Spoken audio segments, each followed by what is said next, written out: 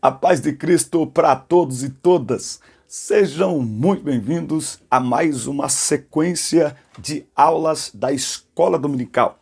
Nós temos aqui aulas todas as semanas para as classes de adultos, juvenis, adolescentes e jovens. Todas as semanas um vídeo novo, comentando a aula, trazendo aí algumas curiosidades para ajudar, para ser um suporte para todos aqueles que desenvolvem o ministério maravilhoso de ensino da palavra de Deus na igreja através da escola dominical. Trabalha mais de 20 anos com jovens e adolescentes, também pregando a palavra de Deus, dando palestras, participando de escolas bíblicas, participando de congressos, de eventos, de cultos, de festividades. E aqui na descrição dos vídeos você tem todas as minhas redes sociais para conhecer melhor nosso histórico e ministério, e será um prazer no ano de 2020 conhecer, cooperar com eventos de sua igreja, na sua congregação, aí no seu campo de trabalho. Será um prazer atender os irmãos em todo o Brasil, aonde quer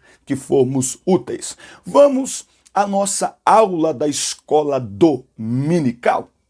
Amigo bom sabe como te levar até onde Jesus está.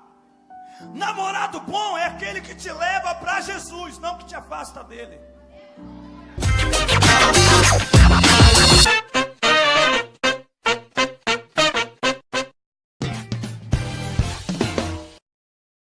Muito bem, queridos, chegando com a lição 3 desse primeiro trimestre de 2020, lição 3 na classe de adultos.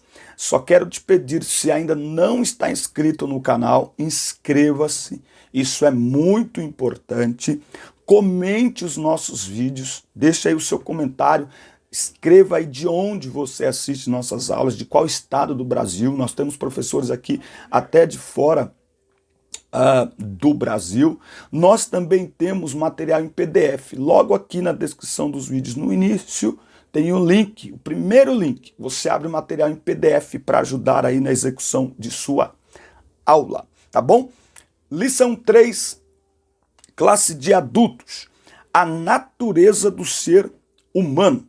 O texto áureo está em 1 Tessalonicenses, capítulo 5, e versículo 23, que diz assim: E o mesmo Deus de paz vos santifique em tudo, e todo o vosso espírito e alma e corpo sejam plenamente conservados, irrepreensíveis para a vinda de nosso Senhor Jesus Cristo.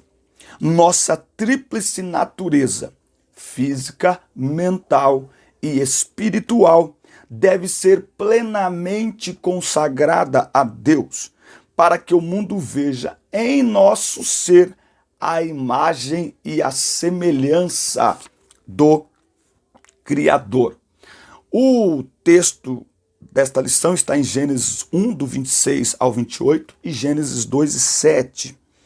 O objetivo geral desta lição é expor que o corpo, a alma e o espírito constituem a natureza do ser humano. Eu perguntei, nós temos grupos de WhatsApp, o meu WhatsApp está aí, você pode me chamar, eu te incluo nos grupos de WhatsApp que temos só para professores da escola dominical. A pergunta da semana foi se na aula da escola dominical nós devemos priorizar discussão de teorias ou enfatizar aquilo em que cremos. Porque há muitas teorias, inclusive sobre este assunto.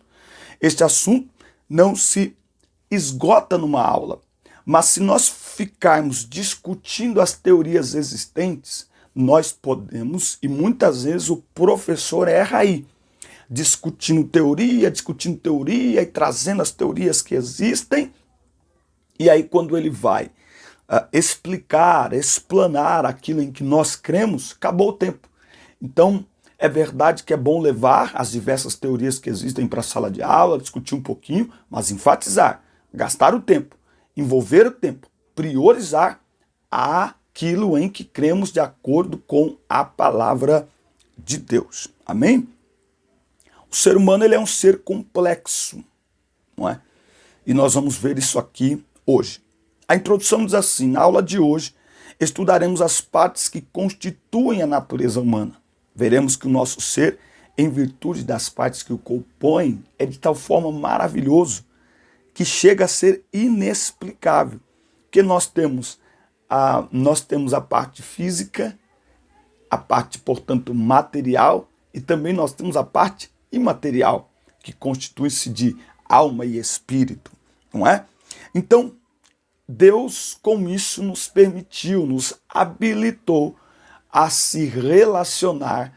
Eu uso uma palavra que eu gosto muito, a interagir, não apenas com o mundo físico, mas também com o mundo espiritual. Então, o objetivo desta lição não é apenas explorar a natureza humana, mas levar você a consagrar inteiramente corpo, alma e espírito ao Senhor. Você sabe que a igreja, no seu princípio, ela teve dificuldades. Se você ler as cartas de Paulo aos Coríntios, se você ler a carta de Paulo aos Colossenses, por quê? Porque a filosofia gnosticista separa corpo de espírito. Logo, não há nada que se faça com o corpo para santificá-lo. Então não há por que consagrar corpo a Deus, porque a matéria é má, ela é decadente e não há nada que faça.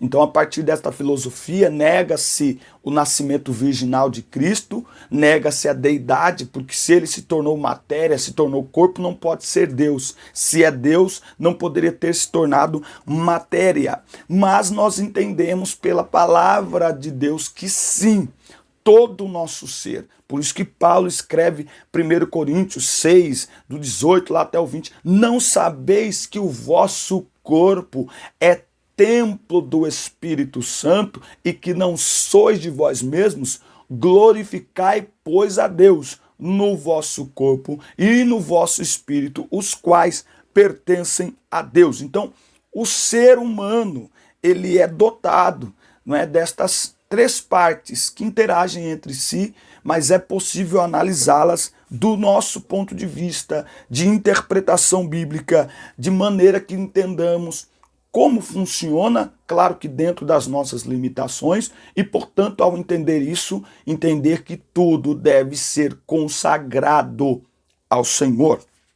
Muito bem, eu vou usar aqui para nos ajudar a elucidar algumas coisas, a trazer algumas informações, este livro, O Homem, a Natureza Humana Explicada pela Bíblia, Corpo, Alma e Espírito, do pastor Severino Pedro da Silva. Eu tenho aqui uma pequena biblioteca com cerca de, talvez, 50 livros. São poucos livros, mas entre eles eu tenho pérolas, verdadeiros tesouros, como é este livro aqui, ok? Então, nós vamos trazer aqui algumas informações que estão na lição, algumas informações que estão no livro, uma vez que este assunto é também um assunto muito técnico. Eu estou, inclusive, expondo este vídeo já bem no início da semana, exatamente para que você, professor, ao assistir esta aula, pegue sua revista, busque referências, busque mais subsídios, mais ferramentas para levar para a sala de aula. Eu tenho aqui como se fosse uma enciclopédia teológica também, que fala muito sobre esse assunto. Vou levar isso aqui para a sala de aula, porque realmente tem muitas informações que são importantes aqui. Tópico 1. A complexidade do ser humano. Não é? A natureza do ser humano é distinta tanto em relação a Deus quanto em relação aos anjos. Não é? Em relação a Deus, está muito claro que Deus possui uma única natureza. O comentarista até, ele escreveu o que? Contrário do homem, Deus é um ser simples, não é? A ideia dele ao dizer isso é que a complexidade que se dá em relação ao homem não se dá em relação a Deus pelo fato de que Deus é espírito. Deus não possui um corpo, ok? Tanto que quando João ele tem a visão lá no Apocalipse, o que ele diz acerca do que ele vê são coisas semelhantes, não é? Então Deus sempre que se mostra às pessoas de maneira visível, ele o faz exatamente para entendermos como ele age, não é? E de certa forma até como ele é. Mas Deus é espírito. Quando Moisés perguntou para ele, quem que o Senhor é? Como é que eu falo para as pessoas que o Senhor é? Por quê? Porque a ideia de Deus que as pessoas tinham e têm é algo que possa ser visto, é algo que possa ser tocado, enfim. E o que Deus respondeu a Moisés? Diga para eles que eu sou o que sou. Eu não fui criado por alguém, eu não fui feito por alguém. Ele simplesmente veio a existir. Na nossa mentalidade limitada é um pouco difícil entender isso, mas o fato é que Deus veio a existir. Ele não tem começo e nem fim de dias, ok? E ao mesmo tempo ele é também o alfa e o ômega, ele é princípio e fim, mas ele não tem começo nem fim de dias, tá certo? Então Deus é por si mesmo, existe por si mesmo, e Deus é espírito, conforme está em João 4:24. Deus é espírito, certo? Os anjos também são espíritos, não é? Espíritos ministradores. Então, o corpo angelical é um corpo espiritual. Não tem essa questão de sexualidade, não é? Até porque no céu não existe essa necessidade. A Bíblia diz que no céu não se casam nem se dão em casamento, não é? A sexualidade foi desenvolvida para que o ser humano participasse do plano de Deus para a humanidade, que é exatamente, entre outras questões, propagar a espécie por meio do desenvolvimento da sexualidade. No céu não precisa disso, então no céu não tem a sexualidade. Os anjos não têm, portanto, sexualidade. Já os homens, os seres humanos, possuem uma natureza que pode ser descrita como dupla, não é? Uma física que é o corpo. O corpo fala daquilo que é tangível. Nós vamos ver daqui a pouquinho aquilo que se pode tocar, não é? Então o homem tem uma natureza física, que é o corpo, e uma espiritual, alma e espírito, tá certo? Para vivermos neste mundo, necessitamos de uma natureza completa. Se uma se apartar da outra, a gente morre, não é? Então, o ser humano, ele precisa e ele é dotado de corpo, alma e espírito. Vale lembrar que o que afeta um destes elementos afeta o todo. Então, o corpo expressa as emoções da alma, mas o corpo também ele tem influência sobre como a alma se expressa através do corpo. Então é verdade que uma alma triste, ela se traduz num semblante triste, em problemas de angústia, em problemas depressivos até. Mas é verdade também que nós entendemos que olhos e ouvidos são as janelas da alma, ou seja, aquilo que temos contato, aquilo que vemos e aquilo que ouvimos pode influenciar no estado da nossa alma. Então eu posso alegrar a minha alma ou eu posso entristecer a minha alma. Eu costumo dizer que Davi, quando ele diz no Salmo, deixa eu caçar o Salmo aqui, eu sou ruim de referência. Professor da escola dominical é ruim de referência, eu sou ruim de referência. Mas quando Davi diz, por que te abates, ó minha alma? É como se ele estivesse pregando para a própria alma. Ele detecta que a sua alma não está bem. Ele detecta que algo está... Salmo 42, porque estás abatida, ó minha alma. Ele detecta que sua alma está abatida. Então é como se ele pregasse para a própria alma e dizendo, espera em Deus, porque eu ainda o louvarei. Então uma alma triste, ela resulta num semblante triste, na manifestação dessa tristeza da alma através do corpo. Mas eu também posso, com o meu corpo, alegrar a minha alma, com a minha voz, alegrar a minha alma, com aquilo que eu escuto, alegrar a minha alma ou entristecer ainda mais a minha alma. É por isso que temos que ter um cuidado com aquilo que assistimos e principalmente com aquilo que ouvimos, tá certo? Então, o homem, ele tem essa complexidade, não é? Então, ele não é só como Deus espírito, o anjo é espírito, não. O ser humano é corpo, alma e espírito. Muito bem. Tópico 2 aqui, as características do ser humano, as características do ser humano. Materialidade, visibilidade e tangibilidade e mortalidade, não é? São estas informações que nós temos aqui. Materialidade, então, materialidade. O homem é um ser material e físico, não é? É possível pegar, é possível tocar, não é? Por isso que Jesus se tornou homem, não é? Para que ele pudesse sentir no corpo tudo aquilo que nós sentimos, senão nós não teríamos um sumo sacerdote que sente as nossas dores. Jesus sente porque, embora glorificado, ele continua com um corpo que também é tangível. Ele diz para Tomé, toca aqui, veja as minhas mãos, toca no meu lado. Então é também um corpo tangível. Então o homem tem um corpo tangível, visível, não é? Tangível, não é? Envolto no corpo material, o ser humano pode ser visto e tocado, não é? Mortalidade. Apesar de material, o corpo humano foi criado com a possibilidade de manter-se vivo para sempre. O que estabeleceu a morte no mundo? O pecado. Por quê? Porque o salário do pecado é a morte. Por isso que quando a Bíblia diz assim, sejam santos, a Bíblia está dizendo, fique vivo. Por quê? Porque o pecado gera morte. O pecado leva à morte. O pecado mata. Por isso que o pecador não arrependido, ele ainda é considerado diante de Deus como morto espiritualmente. Ele está morto espiritualmente. Por quê? Porque o pecado trouxe a morte.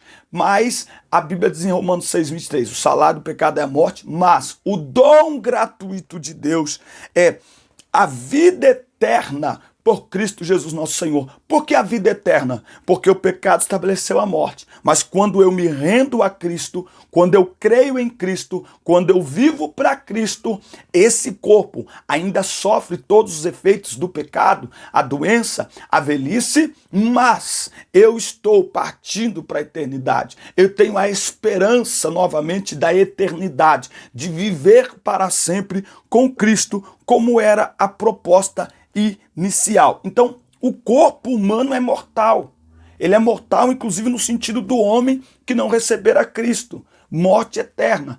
E o que a gente poderia dizer aqui é simplesmente o que é morte? Afastamento total de Deus, não é? A pessoa que está viva e não reconhece a Jesus como seu Salvador, ela está afastada de Deus, mas ainda tem a oportunidade de se aproximar crendo em Cristo, recebendo a Cristo como Salvador de sua alma. Mas aquele que morre sem Cristo é morte eterna, afastamento total e eterno de Deus. Então o homem tem agora essa questão da mortalidade, tá certo? Que deve ser observada também. O tópico 3 vai dizer que a alma é o nosso elo com o mundo exterior, não é? Então, o que é a alma?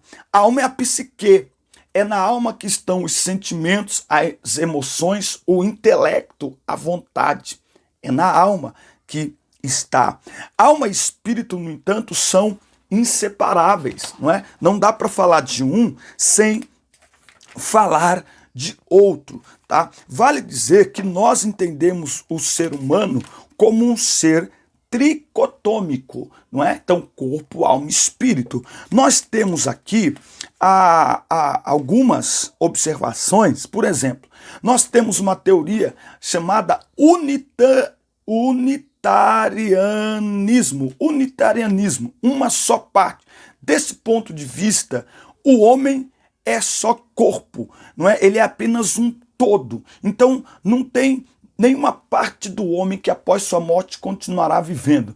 Viveu, viveu, nasceu, nasceu, morreu, morreu, não é? Eles pensam dessa forma, não é? Pensando assim, é como se o homem ele fosse mais um animal. Quem pensa assim, ele trata o homem como um ser evoluído, como um ser superior, como a coroa da criação, como alguém assim maravilhoso, porém que tem uma vida que acaba com a morte. Morreu, acabou. Tá? Esses são os unitarianistas, não é?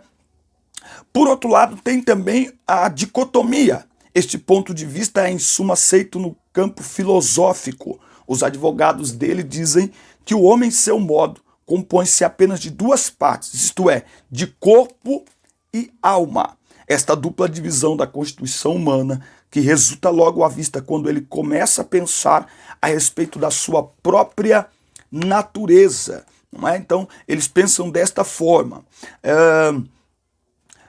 Tricotomia, que é aquilo em que a maioria dos teólogos, enfim, acreditam, enfim, filosoficamente falando, a tricotomia já era defendida por Aristóteles, que mesmo tendo sido discípulo de Platão, defendia, entretanto, a triplicidade na constituição humana. Vale lembrar que não é trindade. Trindade é um termo usado apenas em relação à trindade divina. Não é? Então, não é a trindade humana, é a tricotomia do homem.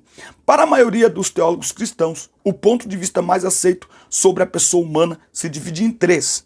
A natureza do soma, ou corpo físico, que era o sentido natural na primeira pessoa, o sentido psíquico, que é, no caso, a alma, e a psicologia geral na segunda pessoa, e o seu pneuma, ou seja, o sentido do órgão de comunhão com Deus, isto é, aquilo que tange ao sentido místico de maior elevação espiritual, o espírito mesmo, não é? Então, você tem aqui, Daniel 7,15. Quanto a mim, Daniel, o meu espírito foi abatido dentro do meu corpo. Paulo, porém, está em Atos 20, versículo 10. Paulo, porém, descendo, inclinou-se sobre ele e, abraçando-o, disse: não vos perturbeis, que a sua alma nele está. Zacarias 12:1. Peso da palavra do Senhor, o que estende o céu e que funda a terra, e que forma o espírito do homem dentro dele. O espírito, portanto, é o órgão de comunhão com Deus. A alma, a sede da personalidade. E o corpo, o tabernáculo da morada de ambos. Então, é no corpo que nós demonstramos, manifestamos, externalizamos tanto as relações do nosso espírito quanto de nossa alma. Aquilo que é imaterial, aquilo que é intangível é expresso por meio do corpo. Se a pessoa está bem psicologicamente, é através do corpo.